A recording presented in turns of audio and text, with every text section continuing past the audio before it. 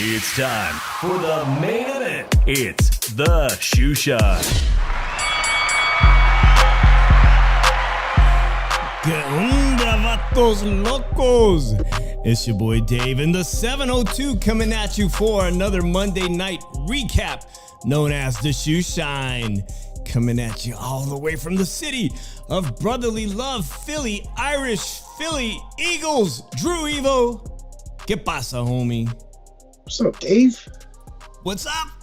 Man, this weekend, for guys that love boxing, guys and women that love the sport of boxing, it could not have started off with a bigger banger in 2024, Drew. And I happen to have a, not a front row seat, but a front row experience to say now that I live full time here in Las Vegas. And this is exactly what I envisioned, Drew, not only for the show, but for me and my beautiful wife, Bella. Coming to this town and being part of the excitement, the thing that makes that there's nothing that I nerd out more about than the sport of boxing. And those of you that are close to me know that this is what I always envisioned. I've been coming to this town for 20 years, going to fights, enjoying gambling, and now I live here. And now I finally, everything I said I was going to do is starting to come to fruition, Drew. And I can't be more happy about that. And it started off with a banger. And we picked up at least 10 to 20 subs over the weekend. And I do appreciate, I see a new face in here, Inoue Zia. Hey, I love the Inoue reference. He says Vergil and Tazoo at the end of the year. And that is entirely possible. That is, when we're going to get to that. I don't want to bury the lead, guys, because this weekend, the Golden Boy promotion event had so much drama. And I had a front row seat to it, like I just said. And I'm going to share with you guys my experience, my stories, and of course, we're going to give post-fight analysis of the major fights and everything that came to fruition. And at the end of this show today, Drew, around 9:30 p.m., I've scheduled a little mini vlog of my experience going to the fight. So make sure that you guys stick around at 9:30 and come back to watch that vlog. If you can. If you can't, please watch the replay and drop a comment on the experience. Drew, this is a live call-in show, 702-710-3627. For those of you that might be new or catching the replay and you ever want to call in and chime in, get your point across. It is a live show. Shout out Nando Lamas, homeboy, que pasa? And also Pacable is in the house. My boy, I did that also, Spanish, Pacable. It's Pacable. He's packing a bowl, Drew. All right, man, let's get right into it because Tony Weeks did it again. Is it time for the 60-plus-something-year-old referee to retire? And just weeks ago at the Cosmopolitan, shout out to my boy Fonzie619. We go to the Cosmo and we're outside and we realize, oh my God, Tony Weeks is taking pictures with everybody. And me and Fonzie went over there and we're like, hey, Tony, let's take some pictures and whatnot. And then right after that, me and Fonzie are like, fuck, I just remembered this is the guy that blew the Barrosos versus Raleigh WBA 104. This is the guy, this is the referee that blew that fight, okay? And he does it again.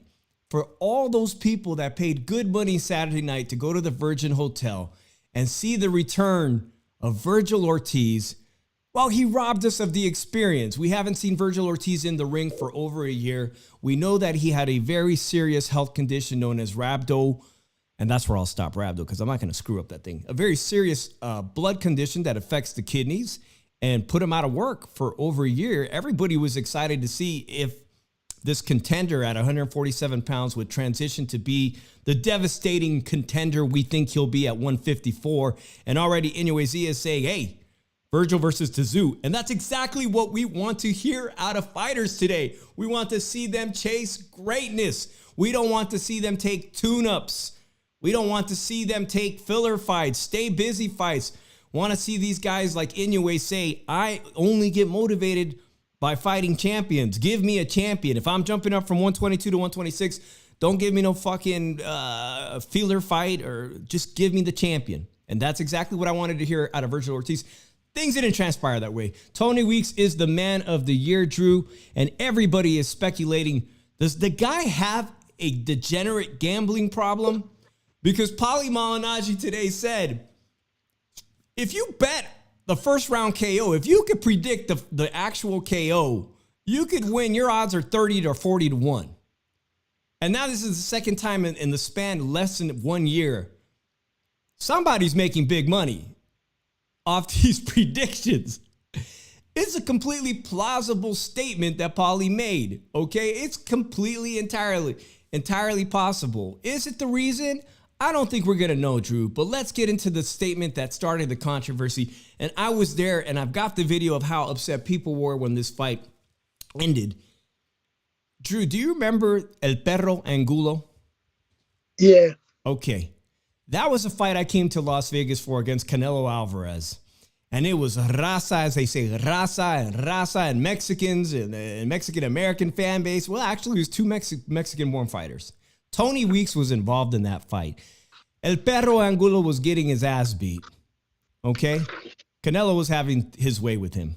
Almost like the Julio Cesar Chavez fight. But Tony Weeks decides he's seen enough. Even though the guy was still in the fight. Tony Weeks decided to call it off. Not his first time. Not the first time people have been so pissed off they wanted to throw beer bottles at Tony Weeks. But then there was this fight with David Morrell, in which he put a guy in a coma recently, about 2 fights back. And Tony Weeks was involved in that fight. And this guy almost died. That's how brutal of a puncher David Morrell is. That guy almost died. After that experience, we had the Barroso from Venezuela, the 40-year-old, fight Rolly Romero in a fight in which Barroso floored Rolly Romero first, early on. Somehow Rolly gets back into the fight, and after, a volley of punches, he decides Barroso's done. All right? And then we get Saturday. The fight doesn't even go 1 round. So what the fuck is going on with Tony Weeks? Excuse my language. I may drop the F-bomb. We're not monetized yet. Drew and I are trying to get there. What is going on with Tony Weeks? Man of the year. He's the fighter of the year.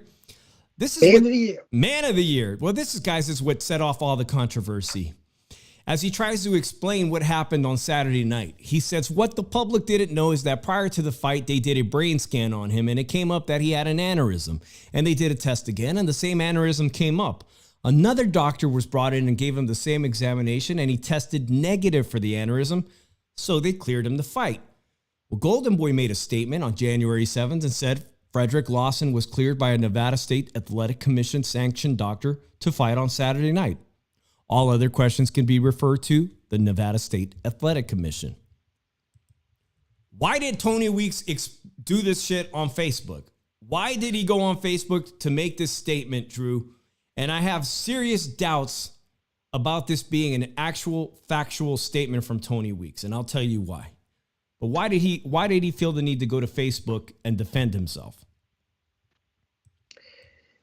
Feels like he's being questioned again, and he's trying to get out of it. But tell you the truth, with doing that and everything, you're questioning the athletic commission, which could be somebody that pays you, has something to do with you getting paid. You were appointed to fight.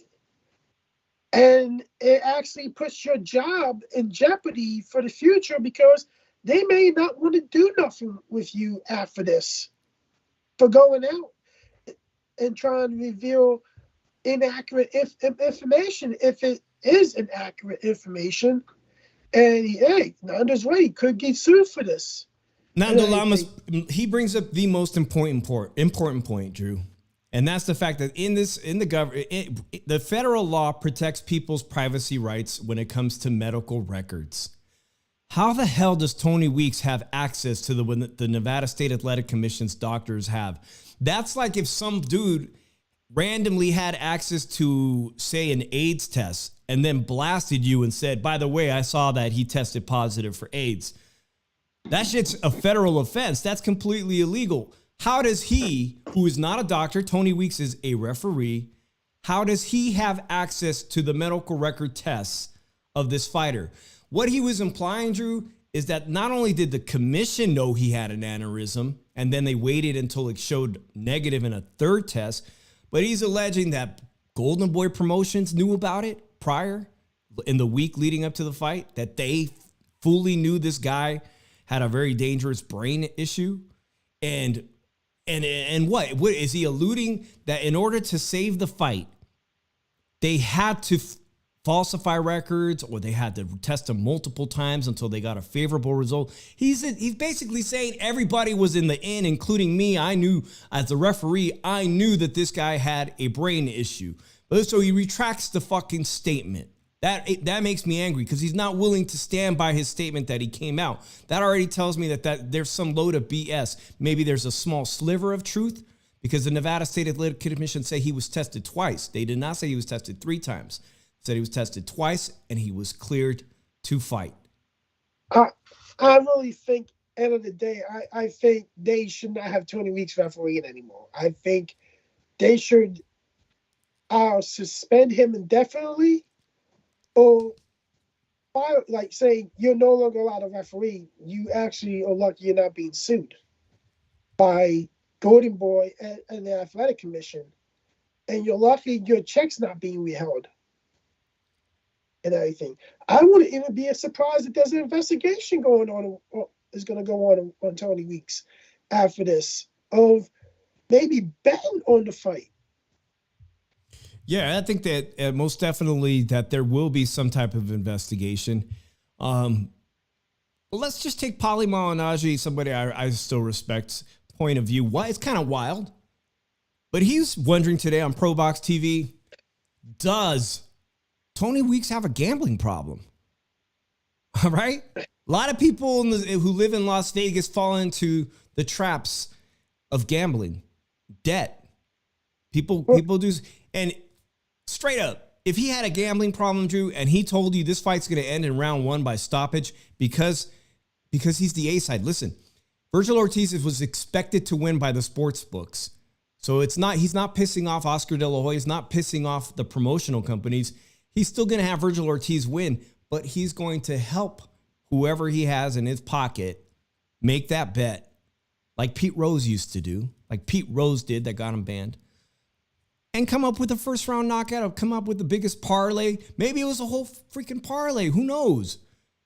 It's a wild theory, Drew. It is, but if you look at it, it's something Paulie shouldn't want to explore, because if he does, Tony can go and sue Paulie for that. For slander, defamation of character. Okay, true. He's not saying it for a fact. He's just saying there's got to be something there.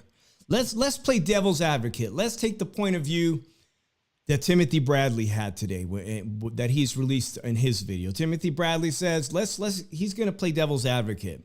Maybe the experience that David Morrell had, in which he let the fight go on too long, and the guy ends up in a coma, has damaged the decision-making skills of Tony Weeks. So bad now that he prematurely stops fights. And there is a classic case in the history of boxing right here in Las Vegas where a referee was they think, that it's not known exactly what happened, but Richard Green, a referee in 1982, following the Ray Boom Boom Mancini fight against Kim. There's a fantastic documentary about it, Drew. Kim, the Korean fighter, comes to fight Boom Boom Mancini at the Caesars Palace Casino in a 15-round fight, a fight that changed boxing forever, a fight that ended 15-round fights. That referee committed suicide shortly after this fight. Months later, he committed suicide. Okay? Timothy Bradley says, could it be that Tony Weeks is so worried about making the wrong decision or letting a fight go on too long that he would be so deeply saddened or to the point of depression where you could possibly have suicidal thoughts if you had that on your conscience that a fighter died in the ring because of your poor decision? I don't know. Which one is it, guys? For those of you just joining us, we're talking about Tony Weeks ending the fight, the first big fight of the year in Las Vegas, Golden Boy Promotions. And guys, thank you so much that are people that are in here. Hit that like button and make sure you share it on your socials because Drew and I want this conversation to go on. We want way more people than this. All right, Nerd says, Weeks robbed us of a great performance by Vergil. What a jackass. Everybody there was there to... It's not that we thought the African fighter was going to win the fight, but we wanted to see Vergil truly see, hey, he's been out of the ring for a very long time. We know that he has contenders written all over him. This is a guy that can be a world champion. Everybody knows and thinks and feels that, but we wanted to see him not only shake off the ring rust, but see how he performs in this new weight class. Drew, speaking of weight classes, I got to get your take. This fight was not at 154. They bought themselves some extra insurance by making it, and they didn't reveal that till the very end of the week, an extra 2 pounds that they gave him. He comes in on weight at 156. Yes, everybody thinks and feels that we should see Vergil Ortiz fight Tim Tszyu. He's calling for it. Tim Tszyu is responding. I need to see homeboy. Drew, you need to wake up. I know it's late. By the way, guys, we have a 3-hour difference, so Drew's in Philly, but I want to see Vergil Ortiz in the ring as soon as possible. No longer than 60 days. He took 0 damage. He's near the fight weight he wants. And I need to see him take on a former world title challenger, a former world champion, the likes of Tony Harrison, somebody that's ranked in the top 5. And I got a long list of people, but I need to see him beat somebody that's legit been in the 154-pound division. I need to possibly see 2 solid wins before Tim Tszyu just gives him the opportunity. I want to see him fight Sebastian Fundora. That's a fantastic name. Yes, Fundora's been knocked out, but the Towering Inferno is a challenge for anybody. Brian Mendoza, a former world title challenger who just fought Tim Tszyu. Erickson Lubin, who got the controversial win over Jesus Ramos Jr. Jesus Ramos Jr., a fantastic young potential opponent on the other side at PBC. Why not? I hope it goes well for Jesus in this one. But Jesus should be jumping in an opportunity like that. Xander Zayas has a fight with Teixeira, the former Brazilian 100. He had a title at 154 pounds. Brian Castano. These are all guys on that list that Vergil Ortiz, any of those guys, should be on the way to a world title fight. Because, again, he didn't even make 154 pounds. He made 156. Hey, shout out to my boy SRT Live. Thank you for joining us. Make sure you guys check him out. If you love classic cars, automobiles, check out my boy SRT Live on YouTube. All right. A more lucrative fight would be against Ben, says Nerd. And I definitely want to touch on that, Drew, because Conor Ben, to me, did not look like trash at 154. He fought a guy from Mexico on late notice in Florida just a few weeks ago, maybe a couple months back. Unannounced, really with no fanfare on DAZN. He is a DAZN fighter. He is a star in the UK. Unfortunately, he's got that cloud over him about the PEDs, but it looks like he could fight. If he's going to fight Eubanks Jr., he needs to stay at 154 pounds. These were 3 of the wrecking machines that everybody thought would be world title contenders, if not champions eventually, at welterweight. Conor Ben, your boy from Philadelphia, and Vergil Ortiz. And now, technically, Conor Ben recently fought at 154 pounds. Another fantastic name. Another guy that can crack.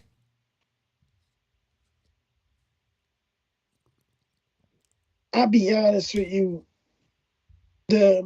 I think Vergil versus Ben is a mismatch. I think Vergil beats the balls off of him. Well, I'd like to see somebody beat the crap out of Conor Ben because nobody has yet. Like, if you look at it, we don't even think that people don't even know that kind of Ben Eubanks fight's gonna happen. Like Right. Eubanks said that he's agreeing to fight Janabek for his belt. So it's like, why would he go revisit that fight and everything? The fight has no meaning to it now. You got caught on dope. They call the fight off. And then like it just doesn't have that same pop than what it did back then. I'm surprised it does have any pops because it's a waste of a fucking fight. And I don't get it. Like, these UK fans have really bad taste in big fights. Like, why? Because it was back in the day when Nigel Benn fought Chris Eubank Sr. Come on. They're both in different weight classes. And Conor and Chris is in the better end of his career that he needs to start fighting for championships and not take these bullshit grudge matches to please the UK fans all the time.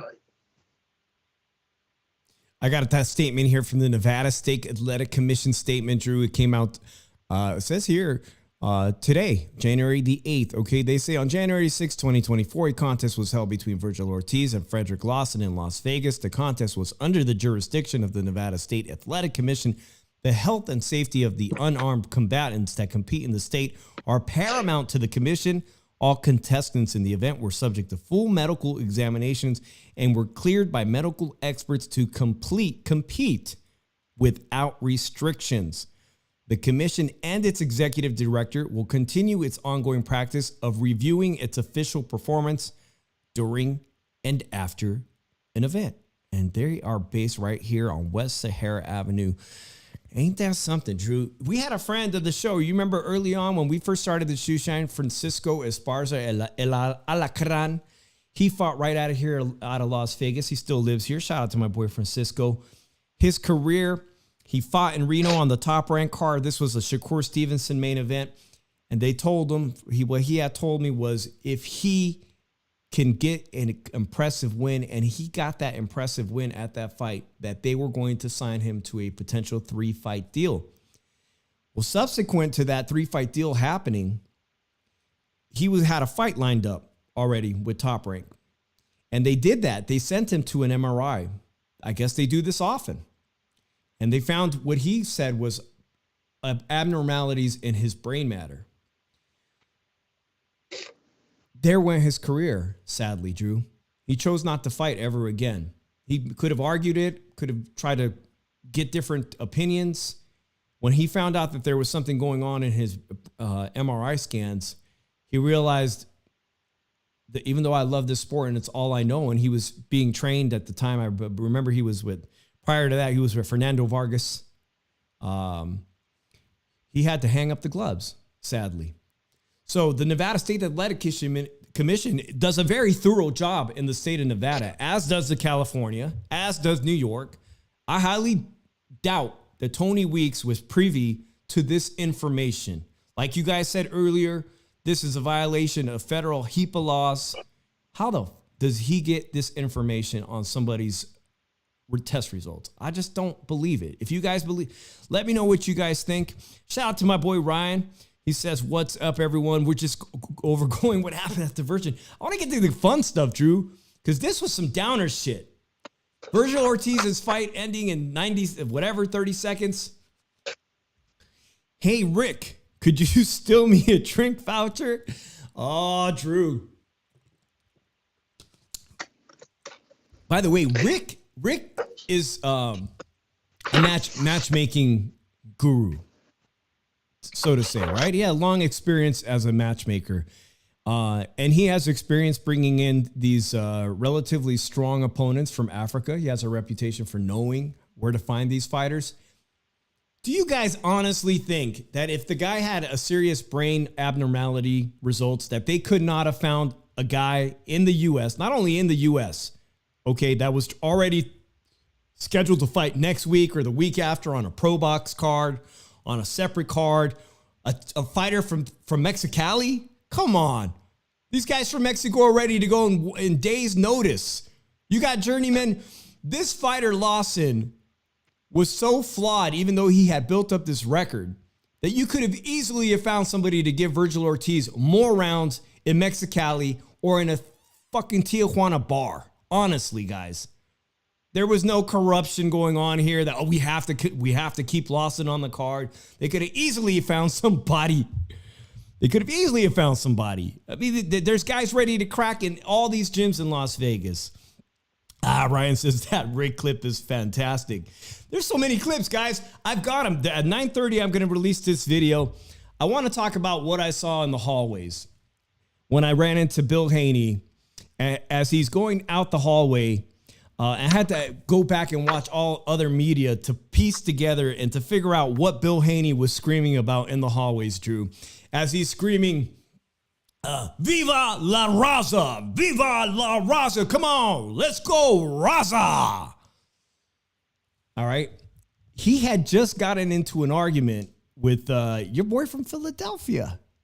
They were supposed to be coming to blows talking about, can we go to the bathroom and talk? Okay, Bill Haney was there under the direction of his son to try to salvage a fight with Oscar De La Hoya's Golden Boy. Oscar even said it that week. That day, he said, the last time I've spoken to Team Ryan 2 weeks ago, my instructions were to make the fight with Devin Haney happen. And everything falls apart, Drew. As Ryan Garcia, it starts earlier in the week. Ryan Garcia is running in Summerlin up the hills, doing a 3 a.m. jog with Floyd. And they say potentially, we can only speculate that his relationship with Floyd is what took him in a different direction. That the fight to make was with another guy who happened to be there Saturday night. I'm talking about Las Vegas's 140-pound WBA champion, Rolando Romero. It's official, Dave. Ryan Garcia has officially entered the Floyd Mayweather protection program. Yeah. Let's just go over some of these great pictures. Everybody on X, on Twitter, whatever, has got some fantastic sense of humor. It started earlier this week. And by the way, guys, you guys know Ryan Garcia had a baby this week, had the birth of his baby boy.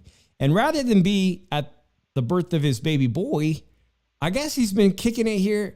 And if you're lucky enough to have a close enough relationship with Ryan, you could interview him. The likes of me, never going to happen. But he's out there shopping at the Season Forum shops. He's shopping at Aria's exquisite shop, whatever those high-end shops. He's doing everything but showing up to the fight on Saturday. He's a Golden Boy fighter. And why was he not there? You got Bill Haney there. You got Rolando Romero that he wants to now fight. But he's not there. But he's in Las Vegas. All right?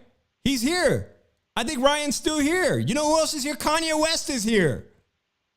Ryan is here. He just had a baby, and he announces, you can't make this shit up. He announces he's getting a divorce. Thank you very much for giving me 2 babies. Look at this. As I step into a new chapter in my life, it's with heavy heart to share that Drea and I have decided to divorce. While this decision marks the end of our marriage, it's important to emphasize that our relationship as co-parents remains our top priority. Well, he announces that he's divorcing his wife that gave him 2 beautiful kids, I presume, but he'd rather be here in Las Vegas. And he's not doing what I would expect a fighter who's trying to build up a huge fight. He's not at the Virgin Hotel on Saturday night. I don't know where he is. I don't know where Drew is. The phone lines are open, guys. If you guys want to call and chime in, help me out. I have no idea what happened to Drew Evil. But man, I'm fired up about this Ryan thing because Devin Haney said, hey, Bill Haney said, I thought he asked everybody around him, does he represent you? Does Ryan Garcia represent La Raza? Because the fighters he knows that are Raza wouldn't back out of an opportunity like this to fight the WBC champion. You said you wanted to fight. Now you decided to take yourself in a different direction. a completely different direction. After the fight, guys, Tony Weeks wasn't done. Everybody's speculating. I tried my hardest to talk to Raleigh, have a serious conversation with Rolando Romero in the hallways there. And I asked him immediately after the fight, I said, Raleigh, will your team be offering Barroso a step-aside fee to go away? Obviously, this is a business. Who doesn't want to fight Ryan Garcia? Ryan Garcia supposedly brought all the people to the table to watch him fight Tank Davis. Cock blocking. Tony Weeks, right here. Cock blocking the rematch. By the way, guys, Barroso I was pleasantly surprised, guys. Barroso is really a sweetheart, man. I am so happy for him, guys, that he was able to pull this off, this knockout. The co-main event ends in knockout early. But let's talk about Barroso over O'Hare Davies when nobody thought that he was going to win this fight. O'Hare Davies proves to be a UK level fighter. And really, Barroso, 41 years old. Hey, the guy can crack. He was most likely legitimately going to beat Rolando Romero until the fight was stopped by Tony Weeks. I think he was going to win that fight. Yes, Raleigh was having his moments. Things were getting great, but it looked like he was going to be able to pull that off. Where the hell is True Evil? Where the hell is everybody? The chat went dead. Is it nobody just wants to hear me? If you want to hear Drew back, tell him to get back in here. Get in the Davies was way too cocky. Ryan, I agree with you. Leading up the entire week, you had the feeling that he was completely overconfident and was taking the older Barroso lightly, very lightly. This is a guy that can crack. He's a serious southpaw with serious power. Let's take a look at the current 140-pound champions, and I'm going to move on to the Arnold Barboza saga. He just recently signed. He's been on the show with us. He's good friends with Lukey Boxing. We have Devin Haney, who's just the newly crowned WBC champ. You have Teofimo Lopez, who was there, who I got a chance to talk to. Guys, please give that video a thumbs up, drop a comment. Teofimo expressed to me, and I thought it was quite funny. He doesn't want to be a pay-per-view fighter. And I asked him that specifically. I asked him about if he would get the pay-per-view he deserves, because we've been listening to his story for the past 2 years, chasing greatness, but also wanting to get paid what he feels and his team feels that he merits. And those type of figures are usually only made when you put on a pay-per-view. So I asked him, are you going to get the pay-per-view you deserve, that you want this year? And he said he don't want to be a pay-per-view star. He wants to be he wants to fight for the people. So I asked him, is it network TV? And he said Peacock. Yeah, NBC. He just wants to fight for the people. Now, how much of that is serious? I don't know. Well, we know Rolando Romero wants a pay-per-view. He's already had one against Tank Davis. He can talk a gang load of shit. He's great at it. He can sell a fight. And that's why naturally Ryan Garcia, after maybe, spending some time with this incredibly savvy Floyd Mayweather, one of the greatest businessmen in the sport of boxing, in the history of boxing. Nobody's made more money in the sport than Floyd Mayweather. And it seems it may have backfired on Oscar De La Hoya when he said earlier in the week that he was okay, that back in the day that would be a conflict of interest. But today I'm looking at it like, well, he's spreading the knowledge, that Floyd is imparting the knowledge that perhaps Ryan Garcia needs. He's a young man, and that he welcomed it. Nerd says 140 is just like the 135-pound division. It is full of divas and clowns. Personally, I'm tired of all these Twitter warriors. Well, this young generation, the younger generation, the current crop of young talent, they've grown up in a different time, and they're using social media to the best of their abilities, to whether it's to sell a fight, to get a fight. Some of them do it better than others. Some people might think Riley Romero is the least talented of the bunch here at 140 pounds, but he's pretty good at social media. I've been following him for years, using Instagram and Twitter to troll and get himself into big fights. He arguably talked his way into a fight with Tank Davis on pay-per-view. Subriel Matias, guys, the Puerto Rican star, the IBF champion that everybody seems to want to shy away from. I don't think Teofimo Lopez will shy away from him for too long. I think Teofimo is the one guy in there, even more so than Devin Haney, that loves the big challenges. If I see a unification this year, I think it's going to be that one. It's going to be that one too. And Devin Haney may just jump up to welterweight if he doesn't get the big money fight. He's not going to get the big money opponent, that can bring that kind of garnish the big pay-per-view numbers in Ryan Garcia because, well, that fight seems to have completely fallen apart. The phone line is open if you guys want to chat. Dave in the 702 is the Shoe Shine, our Monday night recap. I have no clue where my co-host went. Let's get on to some very interesting news while I wait for Drew to come back. There's some good tidbits of news here. Already talked about Ryan's statement. He's here in Las Vegas. He just had a baby. He announced his divorce. He has made it perfectly clear that this is the fight he wants now. And so Rolly Romero has everybody wanting to fight with him. The local Las Vegas Cuban star wants everybody wants a piece of Rolly. He is the WBA champion. He was put in recess because of an injury. Tell you what, I saw him Saturday. He looks just fine. He looks like he's ready to go. And surprising to me, what was most surprising was how affectionate almost he was with Barroso. That rematch might happen. I don't think that rematch is dead in the water. But when you got Ryan Garcia saying he wants the pay-per-view next, and they're even talking about Cinco de Mayo, he's saying he wants Cinco de Mayo and step on the toes of his former mentor, Canelo Alvarez.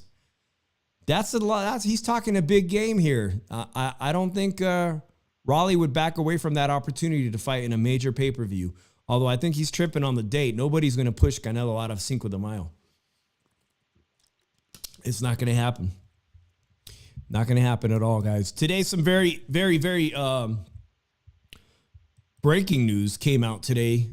Errol Spence's rematch with Terrence Bud Crawford that was most likely going to happen at 154 pounds. The 154-pound division, we have to talk about it. Tim Tszyu picked up that vacated belt that Jermell Charlo had to give up.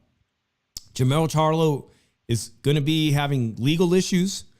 The opportunity for Terrence Bud Crawford to move up to 154 and start an entirely new, go on a rampage and try to pick up belts himself at 154, his fifth division potentially. For now, it looks like this fight is going to be pushed even farther away. And I want to know for everyone who's still listening, and if you want to call, does Errol Spence retire, guys? It's a cataract surgery. Drew, thanks for coming back. I moved on to some of the news. We can go back and talk about anything else you wanted to. I was talking about Barroso and Rolly Romero. The big news today. The big news, man, this Terrence Bud Crawford rematch that is mandated contractually with Errol Spence. If Errol Spence can get back in fighting shape with a cataract surgery, another eye surgery, he says it's been past due. Shit's been covering my eye. Man, does Terrence Crawford sit around and wait for this for Errol Spence? You know what? My internet was going out, so finally I got back on. But if you look at it, I will move on from Errol Spence. I wouldn't even do if it, like, dude, you're making an excuse now. Now you lost to me and everything. So no, like, technically, I'm contractually obligated to fight you, but if you're holding up my career, I should be able to at least fight another fight. And everything. This is going to hold him up. Like, I know Crawford at least wants to fight twice this year. So why, like, Crawford's probably going to wind up saying, hey, I'm taking the tune-up, or I'm fighting somebody else. And if he's not ready to fight by the end of the year, I'm fighting somebody else. And I have every right to move on from this. Yeah, we've heard Crawford express wanting to fight Jermell Charlo. They obviously have a longer history. I've heard nothing about Terrence Crawford signaling that he would want to fight Tim Tszyu, or that Tim Tszyu's on his level, or that Tim Tszyu has achieved anything in the sport of boxing that merits an opportunity to fight a future Hall of Famer like Terrence Bud Crawford. But the fact of the matter is, Drew, if Terrence Crawford said, I want to fight you next, I think every sanctioning body should jump at the opportunity to give him that opportunity at 154 pounds. And that comes way ahead of Vergil. We're talking about the man that just recently became undisputed welterweight champion. That means everything when you move up to the next weight division. And if he says, I want to fight Tim Tszyu because Errol Spence is damaged goods or he can't contractually obligate himself to the rematch, Terrence Crawford gets first dibs at Tim Tszyu. I think he gets first dibs at Jamil Charlo also. If you look at it like this, I think the IBF and the WBO automatically, if you tell them you're moving up, they automatically set you up with a title fight in the next weight class, which he can have a fight with Jamil Charlo, which is more like, I'm gonna fight for multiple titles. So, yep, guys, I as Drew had walked away for a moment, remember, guys, to share this on your socials if you like. I appreciate you guys. I want to talk about Arnold Barboza Jr. that was on the card, a close friend of our show. He's close friends with Lukey. He did everything Top Rank asked him. He did everything the sanctioning body, the WBO, asked him. He's been fighting and winning, sometimes recently not in impressive fashion, sometimes. But this past Saturday, fighting this African fighter, this guy had no quit in him, man. This guy was fighting back, but he was just outclassed. And Arnold Barboza put on a performance. I think it was one of his best performances ever. And yet Teofimo said Arnold needs to worry about what the fuck he's doing in the ring because he looked like trash. It's what he was. I'm paraphrasing Teo. I'm not quoting Teo. I'm paraphrasing that he looked like trash. And I got that on video myself too, where he's saying that because Arnold Barboza confronted the team of Teofimo, Drew, apparently someone in his camp pushed Teo Sr. He also went after Raleigh Romero and said, I'll slap your bitch ass, Drew. A great win, Drew. And yet he still cannot get the attention of not only Barroso, the new WBA interim champ, can't get the attention of Raleigh. Raleigh said that he got hit a lot. Quote, he got hit a lot. I'm a lot better than the guy that he was in the ring with. Then you got Teofimo. Teofimo Sr. told me that they offered the fight to him. They offered the fight to Jose Ramirez from Fresno that was in the house. That those two guys ducked him there. They didn't want that fight. Well, whatever offer was made. Now he wants it. Now he's with Golden Boy Drew. He is ranked number 1 by the WBO. But will Jose Ramirez get a crack in front of him just because he's the former unified champ? Does that put you ahead of the line? I haven't seen Jose Ramirez look impressive in a very long time. If you look at it, they both rejected multiple opportunities to fight for championships. Arnold Barboza rejected a $2 million offer to fight Teofimo for a championship. Or was it Jose? It was Jose reportedly. Yeah, but Arnold refused too. Arnold refused a Teofimo. That's what was put out there in social media. We have never asked him personally. We've never interviewed his manager, Rick. I'm not going to besmooch them. I'd like to know because obviously Rick is a good guy and he has ambitions for both of those guys to become world champions, to make the big money. They've talked about Barboza potentially being an opponent for Ryan Garcia. Now they're all at top. Now they're all with Golden Boy. But he was also offered a fight against Jose Cepeda for a vacate title, and he didn't take that fight. We need to get him on the show again and finally ask him these questions because he's in a new place. He put on the best performance. I didn't see anything from Vergil. I didn't really see anything from Barroso either. It ended too quickly. If this turns out to be true, that he did not want to take these fights, then he's in the same boat as Jose Ramirez. You didn't want to take these fights that were offered to you and everything. Top Rank had their hands tied with you then. If they offered you all this stuff and you refused to do it. and you didn't feel like it was the right time and everything, that maybe it was good of them to let you go and let you walk. So, guys, please drop me a comment. I see so many of you. I appreciate everyone that has left a comment. The video with Teofimo Sr., I couldn't believe how pleasant he was. Even after I finished and put the camera down, I continued to talk to him. And we've made a lot of jokes about him and his father-son team relationship. But, now meeting him in person, my opinion has obviously changed. So it's changed somewhat. I mean, they could still be crazy, but he wasn't crazy on Saturday night, man. He was a straight shooter on Saturday night, and I enjoyed talking to him. So drop me a comment. Go to the Shoe Shine after this if you haven't dropped a comment on that video. The algorithms finally helping me out to the point where I feel like I could do this. I can go to the big fights. I can ask for my media credentials and actually get to work.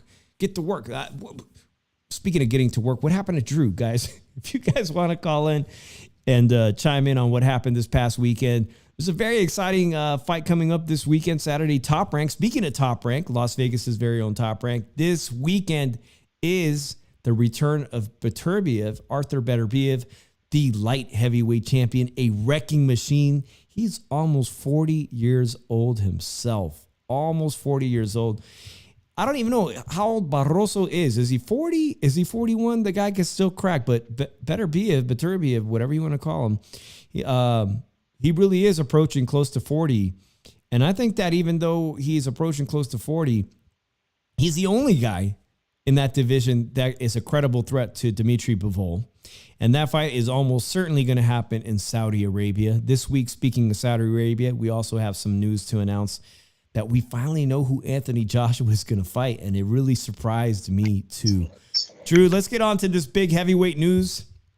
We've been on for almost an hour. This is some big news. This is who Anthony Joshua is fighting, the guy that I think beat Tyson Fury recently.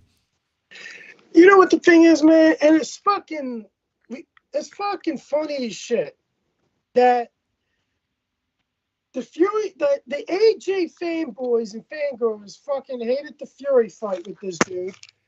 This fucking thing keeps going down. And now AJ does the same thing and they're gonna praise the fucking dude. Seriously, you're filing suit because you're trying to get yourself a Tyson Fury fight or something. Because he's your cash out. And the AJ fanboys and fangirls can admit that. Because they're so fucking disgraceful. They're almost as worse as the fucking Jose Ramirez fanboys, the Tank fanboys, the hating sexuals. They're almost as worse as them. And everything, man. Like, seriously, he's doing the same shit.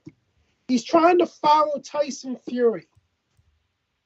And it's a fucking shame. But this is a dangerous fight for AJ. I really think right now AJ is going to get caught by Ngannou and he's going to get hurt because of it. You think so? Here's the thing. AJ is going to try to go bang with him and he's going to walk into a nice hook. Oh, I think everybody and their mama was surprised that Tyson Fury was dropped by Ngannou. That he tasted the canvas there for a quick second, and the power is real. Ngannou definitely has the power. Will Anthony Joshua be too athletic? We're talking about actually as much of a physical athlete, unlike Tyson Fury, who came in horrible shape. Anthony Joshua's riding on a win streak right now, and if he was going to be lacking confidence, it's not now. He's coming into this fight with the utmost confidence. Nerd says, AJ going to do what that dossier Fury couldn't do.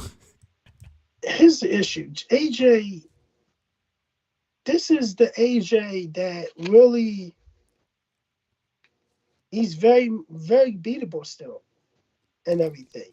This isn't the old AJ, nowhere near close to the old AJ. It's not the AJ we just saw in Saudi Arabia on Day of Reckoning, just right before Christmas. That AJ wasn't as good as the old AJ. I'll tell you that right now. This AJ, the way that he fights, it's tailor made for someone that can bang with somebody is going to get a lucky shot in. Otto Wallin is a boxer. Otto Wallin was not going to be able to hurt AJ. Ngannou can. And it only takes one punch to change it for Ngannou. Ngannou has that power to change it. Now, the longer the fight goes, the more advantage AJ has. But if AJ gets nailed with something early, it could be a long night, and it may be a short night for AJ if he gets knocked, because he may get knocked out. Now, do I pick him to beat Ngannou? Yes, I am picking him to beat Ngannou still, but I've looked at it like this. AJ better not take Ngannou lately. Oh, shit, no, definitely, no doubt, no doubt. Don't do the same mistake Tyson Fury did. But the notice like this, instead of fighting somebody, because we got on Fury too, you should have fought somebody else. Should have fought a boxer that was in the top 5, top 10. Instead of taking on someone like Vergil or maybe Zhao Zhang, you decided you're going to take this fight. So you'll get the same treatment as Fury did when he agreed to this fight. And I don't give a flying fuck. Well, I'm glad you bring up Zhang, Drew, because he's been very vocal this week. He lives and trains out of New Jersey, and he had a lot of words to say because he is also approaching 40 years old, and he's had some impressive wins, and he's looking for a dance partner in this whole equation. He hasn't been brought to Saudi Arabia yet. They say over 1 billion people watch him in China when he fights. 1 billion? Is that what I don't know. It's something crazy. He could literally fight in China on a pay-per-view of his own, and it would be Dave, yeah. I thought he fights out of Las Vegas. Zhang? Zhang? Yeah, he fights out of his camp's in Vegas. But he lives in New Jersey. Oh, I didn't know. Yeah, no, he probably, like you said, you're right. He probably does his training camps here, but nonetheless, where does he fit into this equation? It's like this. Zhang is likely the mandatory for in the WBO. So he'll likely be a mandatory for whoever wins this fight. But the IBF expects their fighter to get the next crack. But they'll likely, whoever wins this fight is likely going to vacate the IBF belt.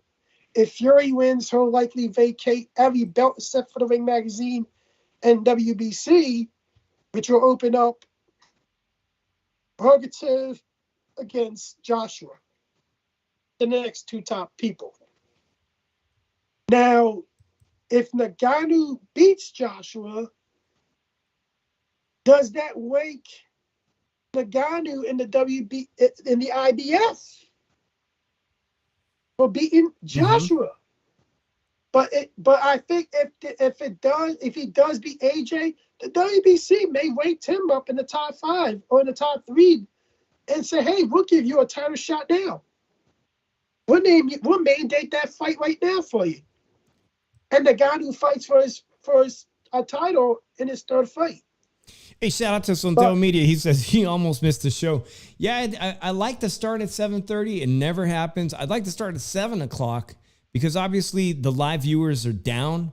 It's not the numbers I want to see whatsoever.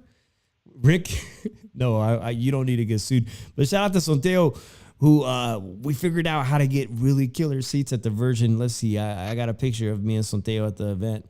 And Sondel, make sure you check out the vlog because the vlog is coming out later tonight. I think it's going to be released at 9:30. It was freaking wild at the Virgin, man. I'm so happy that even though my boy Fonzie said he couldn't make it, he didn't have tickets for me, that I've managed to get tickets at the last minute and go down there because, I mean, I got to talk to Nonito Daenerys. Your Dave boy. By the way, guys, I'm older than Barroso. I'm old. You got to give me a little bit of credit. Yes, I got the dad bod going on right now. I have the dad bod full. This is a hard. I've never been so fat. But I'm older than Ismael Barroso. He's making an excuse for him being fat, guys. Don't listen to him. Look, I'm glad I went, Drew. This isn't the kind of shit you don't get to go to events like this. I'm telling you, if you go to MGM Grand, you go to T-Mobile, you're not going to be hobsnobbing with the stars. We got a call here on the Shoe Shine. Just say we're going to wrap up. Will this be the only call of the show, real quick? Yo, is this Big Dog Lukey? You already know. Woof, woof.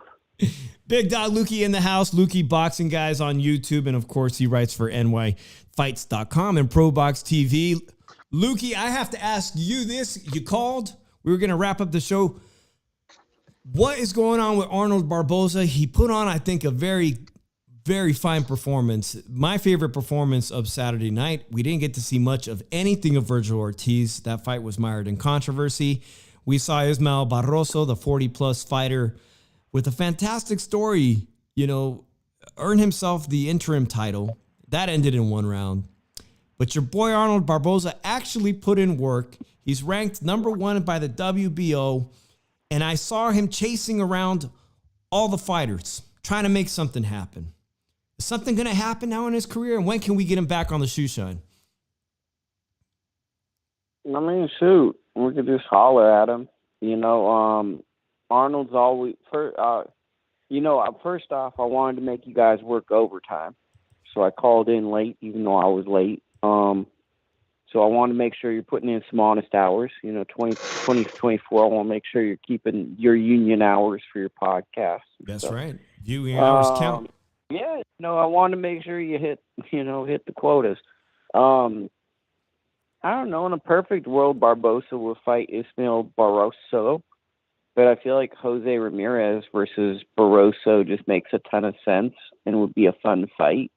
The problem with Barbosa, and that's my guy, is he always does really good, but he has these performances that never capture people's imagination. He kind of reminds me of fighters like, not the same style, but like Erislandy Lara, like Carlos Molina, like Richard Abril, guys who are really, really good, guys who people label boring, but they still get knockouts and they're still difficult. He throws a lot of punches. People want to say he's not good, but then nobody wants to fight him. So, I don't know. It just sucks because Barbosa has been owed a big fight for about 2.5 to 3 years. And hopefully he can land something meaningful, because it's like, if you're looking at I think he's the only 140-pound fighter right now in the top 10 that hasn't gotten a world title shot. That's crazy. Especially considering that Devin Haney got one instantly, moving up in weight, that Ryan Garcia is just potentially a fight away from a title shot. And here he has been doing everything the sanctioning bodies ask, and he can't get that title fight. I mean, it actually infuriates me because the business of boxing isn't fair. Let me take it a step further, right? And I'm sorry for being a rude calling guy, but you got jerks like Big Baby Miller, right? What's he doing? He's taking banned drugs. He's putting guys in chokeholds and stealing cars. And seemingly there's always some promoter to throw him on a card, right? Broner's out here doing everything you tell a kid never to do when they're growing up. He gets on cards. He gets opportunities. But here's a guy, Arnold Barbosa. He's literally doing everything you tell people to do. He's a model boxer. He doesn't get in trouble. And yet, if you were any kind of intelligent, it almost seems like doing all the wrong things gets you rewarded in boxing. Because guys like Barbosa, who do things right, never get opportunities. Kenny Sims. What's Kenny Sims doing wrong? Probably the one thing he's not doing wrong is he's not putting people in chokeholds, being a jerk, being an idiot. It seems like being a regular boxer, if you don't have a belt and a major promoter behind you showing favoritism, isn't helpful, and it pisses me off. I hear you. Now, we were going to wrap up the show at 9:00, but I wanted to know your take on the Tony Weeks situation. As confusing it is for people that casually follow the sport, how would a referee be privy to a patient's medical records? How would a referee have the medical records of the Nevada State Athletic Commission. To go out and say on Facebook, reportedly, so that he'd said it, that he had seen that the guy had aneurysms and tested twice for aneurysms. What's going to become of this? Are we going to get an investigation or something? Like I don't even care about all that, and I know you're going to go Lukey White. Watch, we all knew put down KO Vergil Ortiz when the fight was made. So I like a journeyman boxer who's essentially fought on the club scene might have some weird medicals, and he's been knocked out in all 3 of his losses. Mm-hmm. Wow, this is groundbreaking. Like boxing damages you. This is a huge mismatch. I don't know what the medical records are. It's not good for a referee to disclose any of that because I think that there's privacy laws and so forth. I'm not aware, but I would assume you shouldn't disclose that type of stuff. But I think the bigger issue is that Vergil came back in a completely uncompetitive match, and that uncompetitive match ended in a very unsatisfactory way that took away from what the story of the week was Vergil's weight. So the fight ended in such a dissatisfying tone of, okay, because to me it reminded me of Marquez when he stopped Casitas, right? When the referee stepped in, it was basically like, Casitas, you're going to get knocked out brutally. We're going to step in here so it's over. To me, this was a stoppage that was a mercy stoppage, but it also spoke to the fact that this fight should never have been made. It was not interesting. It was not competitive anyway. And the stoppage basically came because the guy wasn't throwing punches, but it wasn't just because he wasn't throwing punches. It was because there was an outcome that was coming that was going to see Lawson get brutally knocked out. And those type of bouts really shouldn't be main event bouts, if we're being honest. Is that why you think all these fights, all the A sides clearly won? Should we be thinking about that as we kick off 2024, or should we say it was a? Well, I mean, look. How do you grade this I card? always say, do we want?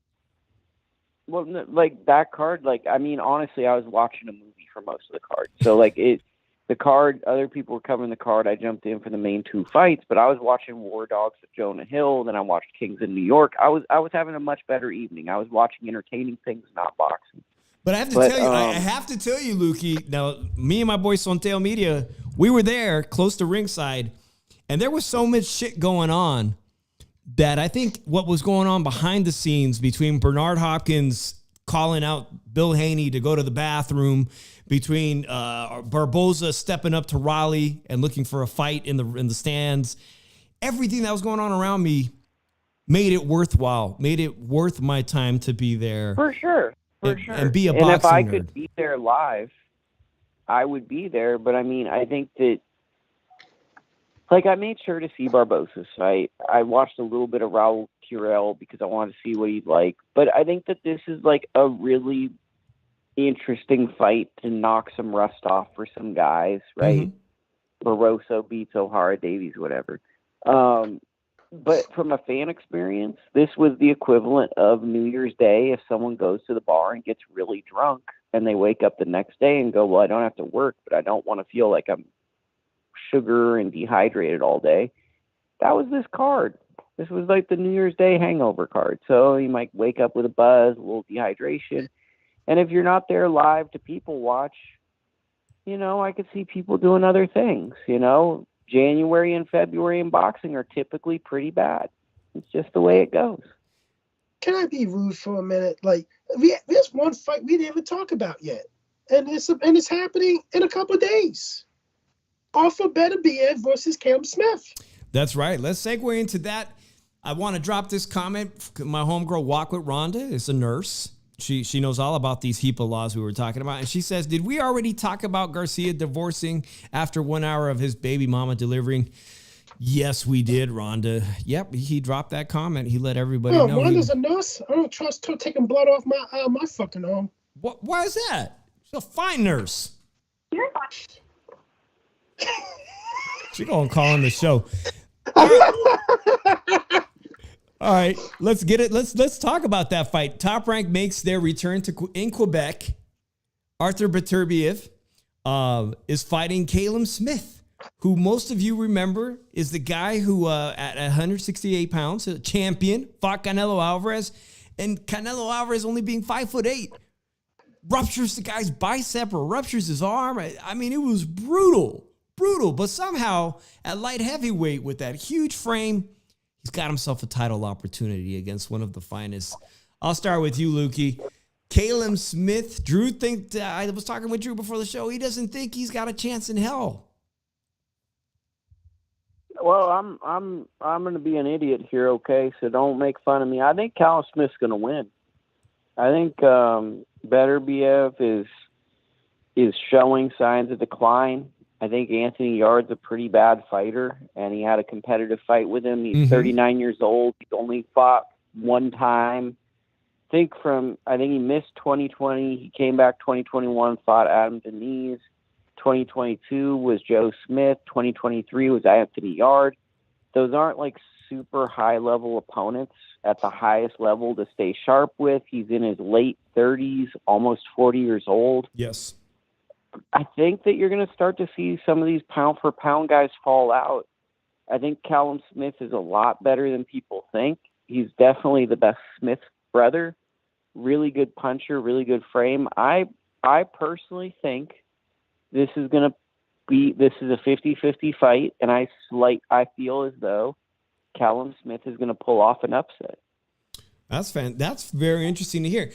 Drew, I apologize. I misspoke. I'm reading your sign. Drew's bet of the week is that Smith goes the full 12. He goes the distance. Does that mean he wins a decision, Drew? He loses a decision, but he'll be the first one to survive. A moral victory. You got Lukey saying, go ahead, Drew. It doesn't take much to be the better Smith brother because, tell you the truth, they kind of both suck. Like Liam Smith kind of sucks if you ask me and everything. Cal Smith, if you look at it, he outgrew 168 and everything. Got outclassed by Canelo, got his arm destroyed and everything. Then he went up to light heavyweight, fought a couple of guys that are ranked outside the top 15 and had good performances and everything.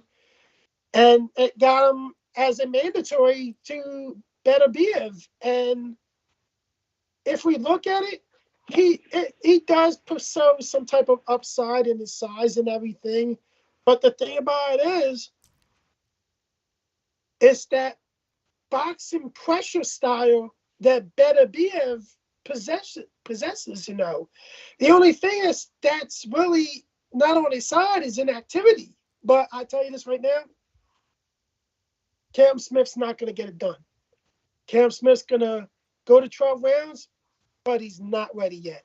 The guy that beats him is a guy, Demetrius Bivol.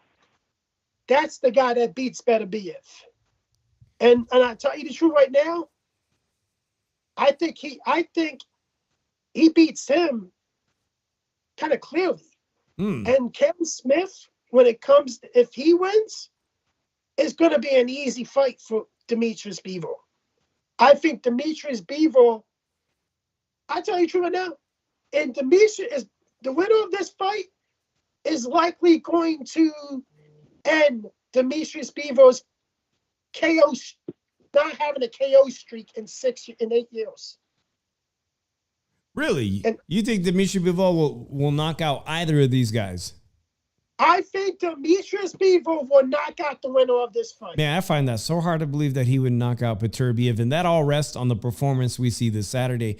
I, up until now, thought that Beterbiev is going to break down the taller, lankier Caleb Smith. But I do give credit to Caleb Smith making that jump up to light heavyweight. He has looked impressive. I mean, he's especially after what happened with the Canelo Alvarez thing. But just based on the history, I feel like Beterbiev is going to chop down this tree. So I go with that. But I'm curious at what the odd makers here in Las Vegas, what the sports books will have, because that might be a good bet to make this weekend, guys. If you guys want to put some money on Caleb Smith. Here's my thing. Is like Beterbiev, like against Anthony Yarde, to me looked like pretty bad compared to what he looked like a couple years ago. He's had few injuries over the past years, and he's older. And I think that, like, most people have only seen Callum Smith fight from the Canelo fight, and Canelo's a Hall of Fame boxer who beat him. In his prime, I mean, too. to me, he was that more so in his prime. But I mean, like, even the prime of like a Callum Smith, like Callum Smith might not be a Hall of Famer, right? And there's nothing wrong with that. There's nothing wrong with being like a really good world champion of your era. There's guys that don't get into the Hall of Fame. But like, I think, like, I keep saying this, bro. Like, I think people think boxing is like Street Fighter the arcade game. You put a coin in, you hit Blanca or Artur Beterbiev, and they're the same every fight. Like, this is a guy coming off a couple of injuries. He's 39 years old. He's been in camp for like 11 months now, 13 months. He had surgery. Wasn't his injury a dental surgery? So he had something to do with his mouth. So I don't know. Like, if Beterbiev goes in there and stops him in 4 rounds, wouldn't shock me. But I feel like within the next like 2 to 3 fights, and I think it's going to be this one, he's going to really fall off a cliff and just look like a different guy, because that's what the sport of boxing has told us. Guys like get old overnight. And I think that Callum Smith is just like a fighter that people, so an example I'd give you is like, look at his brother, Liam Smith, right? He beats Chris Eubank Jr. off of volume, etc. Their family is very professional. So you're getting a professional, good puncher getting in there with Beterbiev. Yes, he comes in, he gives up distance at times, he gets hit. I just don't know what Beterbiev we're getting. I know what Callum Smith I'm getting. Exactly. There is some really tragic news that I heard today. Chavez Jr., the son of the great legend, recently has been in the news because he's been wanting basically to talk about how bad his father was, Drew. How horrible a father the great Mexican legend was. And he had to do it too, man. You know, Deontay Wilder got a gun charge in Los Angeles last year. Deontay Wilder picked one up. Devin Haney, he luckily, thank God. I believe Devin Haney might have had a gun incident. Or Lukey, do you know if was it Devin Haney that had a gun incident too? Devin had a gun incident coming out of a restaurant, and there was a rapper gun was in the car. One of those guns that rappers rap about was in the car, and no one claimed the gun. So I think it was one of those things that the car was registered to him. So by default, because it's your vehicle and no one claimed it, you bear the brunt of responsibility. Yeah, and but I might be remembering that wrong. Hopefully and thankfully those charges, that nothing came out of that. Since Eddie Syndicate says Ghost Gun, he better get back to Mexico fast. Yeah, I guess the Ghost Gun is taken more seriously in the state of California, and he was arrested. So, oh, you're goddamn right, bro. Things are starting to unravel even more. So just when they said he was doing fine coming out of rehab, we get this news. Amongst the news, Errol Spence had an eye surgery, and Ryan Garcia has a baby and is getting a divorce. We start off 2024 with a bang. Ooh, it's hot. Everybody, make sure you guys go check out my boy Lukey Boxing. His channel's doing great. And I heard your podcast this morning. Let me give you one thing before you sign off, because I know I'm just annoying you and all that. Is Derek James's gym like having the worst year ever, and we're only like 8 days in? Drew? Derek James gym? To tell you the truth, it had a bad fucking 18 months. we will explore that when we have some downtime. Everybody go check out my boy Lukey Boxing. Thanks a lot for the call, Lukey, and I tune into your show. Man, my page sucks. Go just subscribe here. Yeah. If you're cool, you can come over to mine, but just support the Shoe Shine Boxing every Monday. They're wonderful.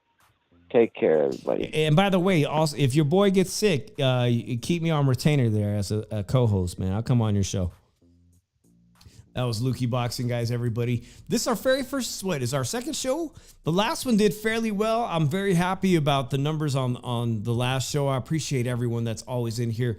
I'm going to go check what's going on my YouTube, because I got a vlog that said it was scheduled for 9:30 p.m., but I don't see it on my page. But It's supposed to be released at 9:30 about my weekend this weekend in Las Vegas. So if you are so inclined, drop a comment or come into the premiere. I'm going to go check on that. Drew, final words?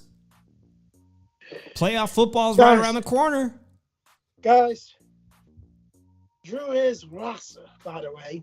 Drew is honorary Rasa. And if you are a Rasa female, you want to holler at Drew, you can. That's his Cash App and his Instagram. And ladies, I'm actually going to be doing an experience next month, and I've never done this before. And my boy actually gave me his point of what it is. I'm actually going to be doing a speed dating event on February 3rd. I've never done one of those before, and you need to film that. People want to see that. I tell you the truth, I don't know if I'm going to be able to film it or not. I gotta ask my friend for permission to do it and everything because it's our event. But if we do it, me and my one boy are going to it, and I'm being dragged by my boy too to go. No, that sounds like fun. I'd like to see that. Get the camera. Well, at least we'll hear the stories, guys. You know what date means, right? Yeah. Well, everybody, I'm not going to say. I appreciate it. I'm looking forward to that, Drew. Guys, tune into that vlog. And by the way, it's football and playoff season is here. The wild card weekend it's practically here. And before you know it, before I blink my eye, the Super Bowl is coming to Las Vegas. So if you're coming to Las Vegas for Super Bowl week, if you're coming back for the Teofimo Lopez fight, make sure you hit your boy up on Instagram. That's my Instagram. I'll be here. I'm going to be ready to record all the shenanigans in Super Bowl week.